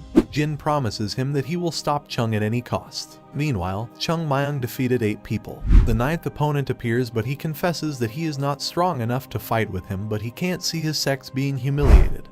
While Chung Mayong likes his thoughts. That opponent is Lee Songbeek. Chung Mayong thinks he is the only guy in the Southern Edge sect whom he doesn't hate. In that case, he should give him a chance. Lee moves forward and Chung Mayong is showing him the level of swordsmanship that the Southern Edge sect had pursued during his era. Suddenly, Lee finds his surroundings dark. He wonders where has he gone. Chung has shown him the sword unification and defeats him too. Now there is just one left. He calls Jim Jiuyuryong to get over there. Something has never happened like this before where the MANHUA sect has crushed the Southern Edge sect like today in an official setting. Even in the era of Plum Blossom, the MANHUA sect has a good reputation, but today's event has never happened before. The sect leader forbids Hyung to say anything and to keep watching, as he feels he'll show something new again. Jin thinks people always looked at him with full of expectations. But a boy has changed all of that into concern and fear in merely half a day. Chung Myung is not feeling proud because he thinks he has just beaten up people who are weaker than him. Jin dislikes him from the start because his way of looking at him was that he considered him on the same level as the others. He tries to make him angry by saying the Southern Edge sect is better than the MANHUA sect as they have invented better martial arts, creates a better system and achieves a better future. But Chung Myung knows that future is made up of stolen martial arts of the MANHUA sect. He thinks if they have stolen then martial arts they should do a good job of stealing it, because he will show them what those techniques truly look like. What he is about to do now can't be done by the third-class disciple of the MANHUA sect, except the Plum Blossom Sword Supreme Chung Myung. Baek Chun appears from behind and he wants to see this. He wants to cheer him up closely. Their fight starts but they are too fast that the people can't catch up them. It is truly something that is hard to believe. Jin has made infinite snow flowers by 12 movement snow flower technique, a breathtaking beauty, and the fatal attacks are hidden within it. Chung Myung thinks it looks different but they had done a great job of copying it. Now it is 24 movement plum blossom sword technique. Jin says the techniques which symbolize the MANHUA sect are now part of the Southern Edge sect. The reason why they came up with the techniques is to let the world know that the Southern Edge sect is always better than the MANHUA sect. Also, he will cut down the last hope of MANHUA sect. Chung Myung says he is just obsessed by the Southern Edge sect. Also, the MANHUA sect sword technique is faster, sharper and fancier, while Jin wants to kill him by this sword technique. He begins to make flowers around him and says his razor like snow flowers will swallow him as well as the sun. He makes a sky-devouring snow flower, which is beyond Baek's thought. He thinks he could never surpass that. Yu considers it similar to the technique that makes plum blossoms, but it is different from Chung Myung's. But Chung Myung thinks of it as a shell with nothing inside. He uses the 7 plum blossom sword technique, which is not mastered yet. The plum blossom technique is not the only technique that can make blooming flowers, as in the end any sword technique of the MANHUA sect is capable of making flowers. As flowers do not bloom in lush forests, they can also bloom on lone trees growing on steep cliffs. They bloom as long as the tress doesn't give in to the wind. Jin is shocked to see this because he heard that the MANHUA sect can no longer make plums bloom, which is why people have said that the MANHUA sect wouldn't be able to rise again. His snow flowers are withering away because they are just an illusion. Chung Myung has destroyed Jin's sky-devouring snow flowers. This was as perfect as the 12-movement snow flower sword technique could have been performed. It was in a complete form that surpassed perfection. Chung Myung says they can't disappear from the MANHUA sect, because in the end, the world will continue to be born again and again for eternity. The ways of Taoism that the predecessors of the MANHUA sect tried to attain exist within the blossoms. This is what the MANHUA sect has lost, and what they will eventually attain. He is showing plum blossom slash. The slash will become pillars and form walls that will gather and become dust. The dust will be carried by the wind, revolve and become a great whirlwind. Jin is astonished to see this. He wonders why his sword technique was not this beautiful, his headband torn into pieces. Jin Junryong, the most talented person of the Shaanxi, has been defeated by a third-class disciple of the MANHUA sect.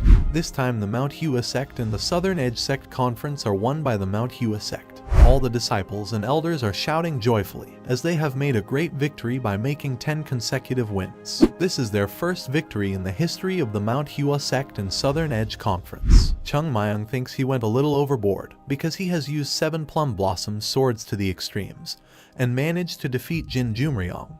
But it seems his internal injuries will last for a while this time round. But he has done good enough for now. Ungum announces their victory, and the MANHUA sect will probably change after today's event. All of them run toward Chung Myung to applaud him. Sima congratulates the sect leader and says this victory doesn't mean that the MANHUA sect has surpassed the Southern Edge sect.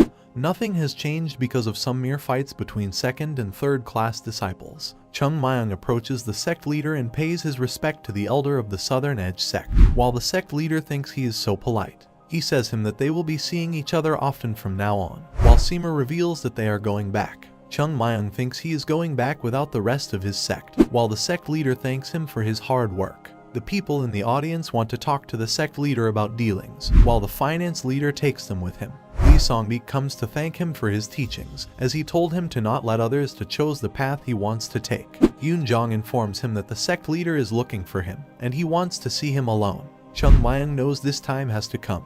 He is nervous that what excuse should he use, and the sect leader asks him to follow him.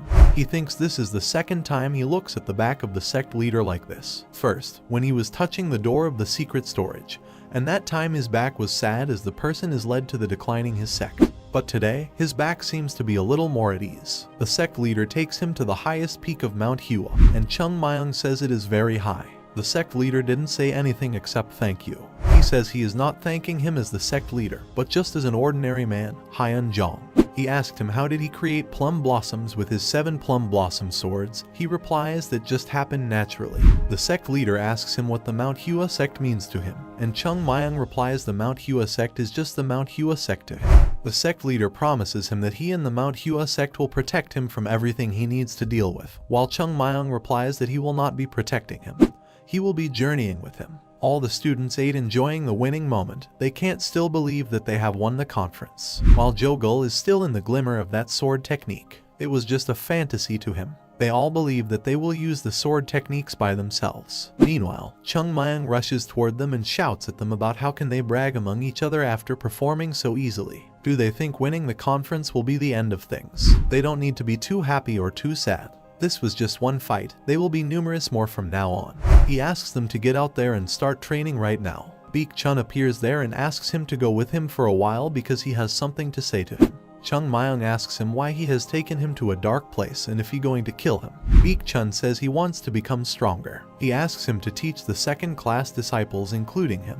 But Chung Mayung says he has already wasted his time by teaching third-class disciples, and he doesn't want to teach them. Baek Chun wonders why is he doing that, as what can he get from the third-class disciples but not from the second-class disciples. Chung Mayung says he has trained the third-class disciples strictly. They were particularly crawling the whole time, which makes things easy then, but he will not be able to teach them if he treats them his seniors. Baek thinks he is not saying this is impossible. He is just saying that there are various problems. Baek agrees that Chung is no longer his junior. Also, no one among the Mount Hua sect's second-class disciples will try to use their rank against him. He swears that upon him. All the third-class disciples are shocked to see the second-class disciples in the hall. They ask Chung Mayung why are the seniors standing in line in front of the White Plum Hall let down. Chung Mayung tells them that from now on, everyone will be equal during training. He announces that the seniors have joined them voluntarily and he is the instructor. The Mount Hua sect will now have new screams and wailings for the next 3 months and 10 days. Yu says he also wants to learn from him. Chung Mayung says she learns from him. He will not spare her even if she cries for help. Chung Mayung reveals that if they are the disciples of the Mount Hua sect, that doesn't mean they can create plum blossoms, because that is just part of the process. Their goal should be the compilation of the technique that creates plum blossoms. Chung Mayung is giving them instructions that if they fail to endure this for 2 hours, they will die at his hands. Ungum is watching all this from a cliff and thinks he should work hard to keep up with the Mount Hua sect that's getting stronger. But will it be too greedy to ask Chung Mayung to teach him too? Chung Mayung thinks it is important for him that uses his past as a foundation to make better decisions in the present and create a better future. He needs to move forward and follow the process. You must want to create a place that they can trust and depend on when that time comes. He will keep growing stronger and will surpass the heavenly demon one day. The spring that caused plums to bloom on Mount Hua is coming to an end, slowly and indifferently. A man appears at the door of the Mount Hua sect. He thinks the Mount Hua sect that he knows wasn't that clean. He hopes that his father's judgment was not wrong. He says he wants to meet the sect leader. He introduces himself as Sohing and he is from an external sect that's affiliated with the Mount Hua sect. And he wants to meet the sect leader because of an emergency. He reveals that his sect is in trouble and his father has sent him here to request help. He says he wants to bring Chung Mayung with him. He requests to help them if they don't get help. They have to take down their signboard of the academy. The sect leader says they want to discuss something so he should wait outside. The sect leader orders Yoon Jong to take Sohing to Chung Mayung, while Sohing thinks the vibes he is getting from him are at a totally different level than him. It's like there is a quite huge lake within him. Yoon Jong takes him to the place where Chung Mayung is. It's called the Plum Blossom Cavern. People come here to train in peace without others around or to gain enlightenment. Yoon Jong calls Chung Mayung.